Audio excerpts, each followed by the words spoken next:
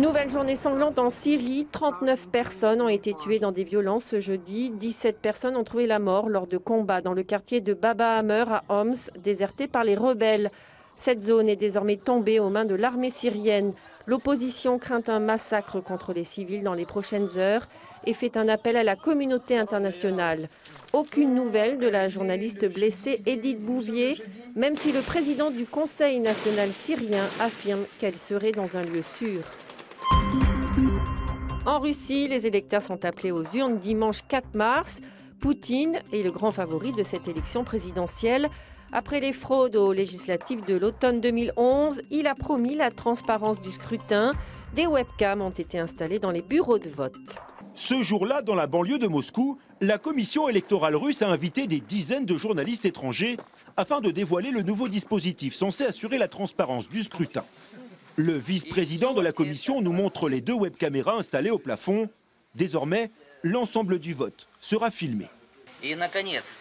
Ces vidéos seront retransmises en direct sur Internet. Chaque électeur, chaque candidat pourra observer ce qui se passe dans chaque bureau de vote. On verra par exemple sur la vidéo si un électeur glisse un ou plusieurs bulletins.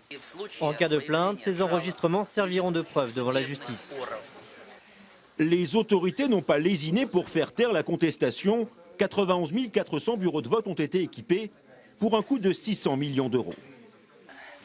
Les caméras, les observateurs, les membres indépendants de la commission électorale sont la garantie de l'indépendance et d'élections justes.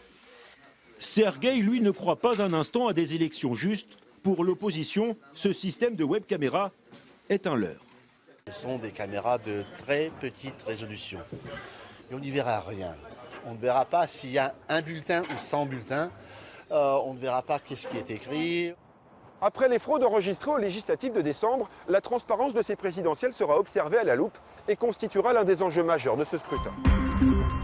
C'est la fin du calvaire pour des centaines de passagers du Costa Allegra. Le paquebot est arrivé ce jeudi matin à quai au port de Victoria aux Seychelles. 3 jours de galère en mer pour les touristes. Privés d'eau et d'électricité après un incendie en plein océan Indien, nombreux sont ceux à avoir installé leur lit sur le pont supérieur du bateau. C'était atroce. Pas d'eau. Pas d'eau, pas de froid, enfin pas d'électricité, rien, pas de toilette, rien.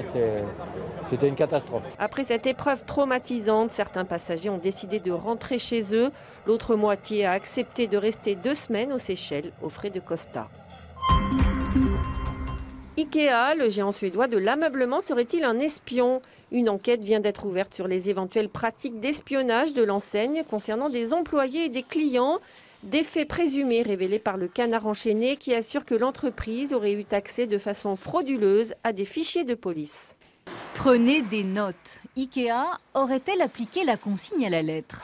Le géant de l'ameublement est accusé d'avoir surveillé illégalement certains clients et ses salariés. L'entreprise les aurait espionnés en se procurant des informations confidentielles sur leur vie privée, leur appartenance syndicale, politique ou leur compte bancaire.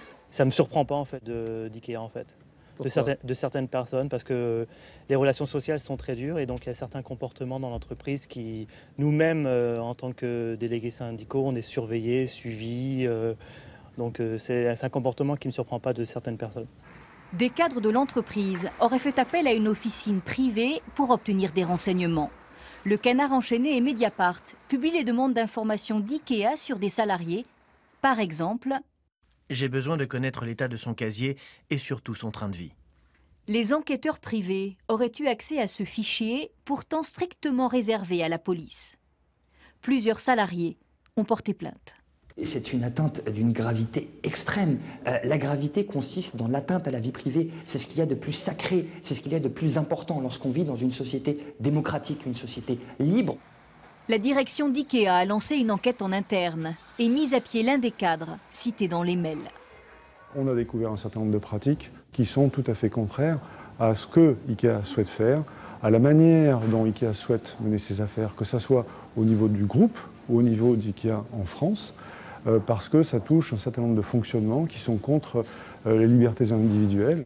Le parquet de Versailles vient d'ouvrir une enquête préliminaire pour savoir si IKEA s'est ou non fourvoyé dans des pratiques illégales. L'éthylotest obligatoire dans toutes les voitures dès le 1er juillet prochain. Cet appareil contrôle le taux d'alcoolémie dans le sang. Les camions, deux roues et voitures sans permis sont aussi concernés. Une loi annoncée par Nicolas Sarkozy pour lutter contre l'alcool au volant. Après le gilet jaune, c'est l'éthylotest qui va rejoindre votre boîte à gants. Souvent utilisé lors des contrôles de police, cet appareil permet de contrôler le niveau d'alcoolémie. Vous devrez l'avoir sur vous. Obligatoire à partir du 1er juillet 2012. Dès novembre, les automobilistes pourront être sanctionnés s'ils n'en possèdent pas, une amende de 11 €. Et cela concerne tous les conducteurs, camions, voitures, deux roues et même voitures sans permis, seuls les cyclomoteurs y échapperont. Si c'est obligatoire, bien évidemment on en aura un, mais qui ne servira jamais. Je pense que c'est plutôt pour nous faire acheter des éthylotests et pour gagner de l'argent en fait. Limiter l'alcool au volant, une préoccupation du gouvernement. Nous savons que 31% des accidents mortels sont liés à l'alcool. Il faut qu'on fasse sur l'éthylotest le même travail qu'on a fait il y a 15 ans sur le préservatif.